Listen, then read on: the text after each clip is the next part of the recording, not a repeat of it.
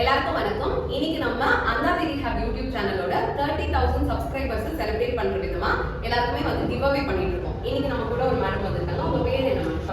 Chamundeshwari ma'am வந்திருக்காங்க.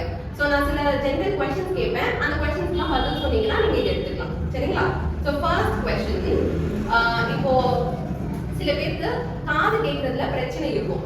So இந்த காது கேட்கறதுல பிரச்சனை இருந்ததுன்னா அவங்க என்ன யூஸ் பண்ணணும்? அவங்க காது கேட்கறதுக்கு மெஷின் வாங்கி போடணும். Hearing AIDS. Super, correct.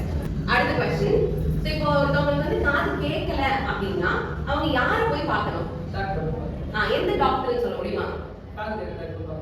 Okay, ENT doctor போய் பார்க்கணும். Super, okay. அடுத்த क्वेश्चन, திக்கி பேசுறாங்க அந்த மாதிரினா யார்கிட்ட போய் அவங்க ட்ரீட்மென்ட் எடுக்கணும்? சரிங்களா? ஓகே, ஸ்பீச் தெரபிஸ்ட் கிட்ட போய் ட்ரீட்மென்ட் எடுக்கலாம். அடுத்த கேள்வி, மென்டல் ஹெல்த் தெரபிஸ்ட் இருக்காங்க இல்லையா, அவங்க என்ன படிச்சிருக்கணும்? படிச்சிருக்கணும். கவுன்சிலிங்லாம் கொடுக்குறாங்க இல்லையா, ஆலோசனைலாம், கவுன்சிலிங் சர்வீஸ்லாம், அவங்க என்ன படிச்சிருக்கணும்?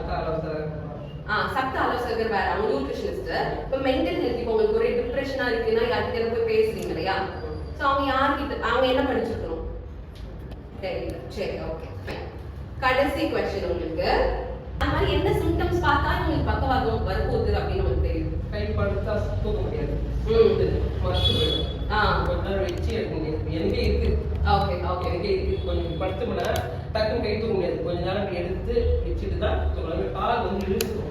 கை கால் எல்லாம் இழுக்கிற மாதிரி டக்குன்னு மூவ்மெண்ட் பண்றது. அது அப்ப அதை வச்சு தெரிஞ்சுக்கலாம்.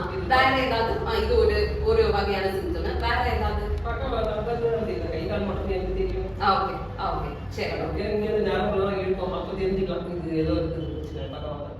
Okay okay, thank you so much.